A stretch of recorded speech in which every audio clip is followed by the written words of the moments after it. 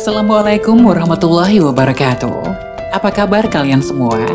Syukur alhamdulillah kita bisa berjumpa lagi di channel ini. Salawat dan salam selalu tetap tercurah kepada junjungan kita, Nabi besar Muhammad Shallallahu Alaihi Wasallam. Tidak lupa kami sampaikan salam sehat, salam sejahtera. Semoga kita semua tetap dalam lindungan Allah Subhanahu wa Ta'ala. Seperti biasa, kita akan berbagi kisah dari yang unik, menarik, sampai bikin nangis. Semoga bermanfaat.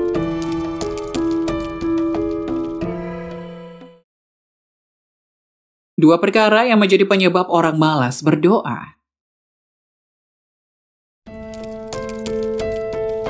Balas berdoa seringkali kita alami, bahkan setelah selesai menjalankan ibadah sholat wajib pun enggan berdoa kepada Allah. Padahal malas berdoa disebut-sebut sebagai manusia yang paling lemah. Perhatikan hadis berikut. Dari Abu Hurairah radhiyallahu anhu, ia berkata bahwa Rasulullah bersabda, manusia paling lemah adalah mereka yang paling malas berdoa kepada Allah, dan manusia paling pelit adalah manusia yang pelit memberi salam. Hadis riwayat Tabrani, Ibnu Hibban, dan lain-lain. Mengapa ada sebagian manusia yang malas dan enggan berdoa? Syekh Abdul Qadir Jailani mengatakan dalam kitab Futuhul Ghaib, bahwa seseorang menjadi malas dan urung untuk berdoa terkait kepada dua hal, yaitu 1. Semua perkara sudah ada ketentuannya. Ada kalanya seseorang tidak meminta apa-apa kepadanya dengan pemahaman bahwa segala sesuatu itu telah ditetapkan oleh Allah. Diminta atau tidak diminta, sesuatu itu pasti datang. Jika perkara itu tidak ditetapkan untukku, maka itu tidak akan kudapatkan, sekalipun aku memintanya. Janganlah berkata demikian. Sebagai hamba Allah, teruslah berdoa, dan Tuhanmu berfirman, berdoalah kepadaku, niscaya akan kuperkenankan bagimu. Sesungguhnya, orang-orang yang menyombongkan diri dari menyembahku akan masuk neraka jahanam dalam keadaan hina dina. Quran Surat Al-Ghafir ayat 60. Dan janganlah kamu iri hati terhadap apa yang dikarunikan Allah kepada sebagian kamu lebih banyak dari sebagian yang lain. Bagi orang laki-laki ada bagian dari apa yang mereka usahakan. Dan bagi para wanita pun ada bagian dari apa yang mereka usahakan. Dan mohonlah kepada Allah sebagian dari karunia-Nya. Sesungguhnya Allah Maha mengetahui segala sesuatu. Banyak hadis Nabi yang telah menganjurkan agar orang beriman untuk selalu berdoa. Di antaranya, sabda Nabi, mohonlah kepada Allah dengan sepenuh keyakinanmu itu, bahwa permohonan itu akan diterima oleh Allah. Berdoalah kepada Allah dengan menengadahkan tanganmu. Berdasarkan ayat-ayat tadi, tetaplah berdoa, karena doa itu pada hakikatnya adalah refleksi dari penghambaan dan kehinaan seorang hamba yang sangatlah wajar untuk selalu menggantungkan permintaan apapun kepada Tuhannya, tidak kepada selain Allah. Oleh karena itu, orang yang tidak mau berdoa adalah wujud kesombongan dan melupakan jati dirinya sebagai hamba atau objek Allah. 2. Doa yang belum terkabul. Dalam hal ini, seseorang biasanya berkata, sesungguhnya aku telah meminta kepada Allah, namun dia tidak memperkenankan permintaanku, maka sekarang aku tidak mau lagi memohon kepadanya.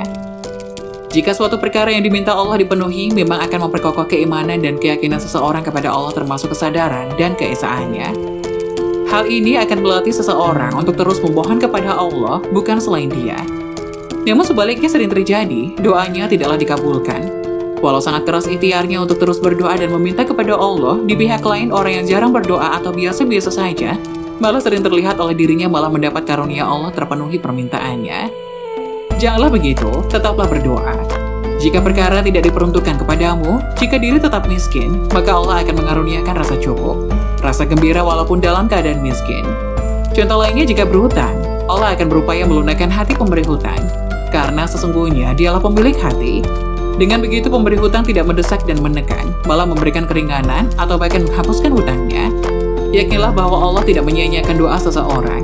Seseorang pasti mendapatkan apa yang menjadi permintaannya. Jika tidak di dunia, maka di akhirat kelak seseorang akan mendapatkannya.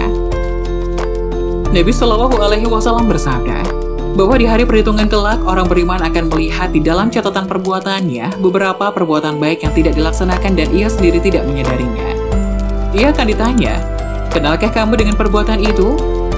Orang itu menjawab, aku tidak tahu dari mana datangnya ini. Maka dikatakan kepadanya, sesungguhnya ini adalah kebiasaan doamu yang kamu lakukan di dunia dulu, dan dengan kamu berdoa kamu selalu ingat kepadanya, mengakui keesaannya. Begitulah bahwa Allah akan meletakkan sesuatu kepada tempat semestinya dan memberi seseorang atas apa yang pantas diberikan kepadanya. Tidaklah sia-sia amalan walau sebiji zarah, itu dilakukan pasti ada balasannya. Dengan berdoa, seseorang akan berupaya dari dalam dirinya sendiri untuk membuang kebanggaan dan kesombongan diri. Dan itu adalah perbuatan baik dan memiliki balasan di sisi Allah yang maha gagah lagi maha agung. Semoga penjelasan tadi dapat memberikan hikmah dan manfaat untuk penonton semuanya. Jangan lupa like, subscribe video ini agar tidak ketinggalan informasi-informasi bermanfaat selanjutnya. Sekian dari kami, terima kasih. Wassalamualaikum warahmatullahi wabarakatuh.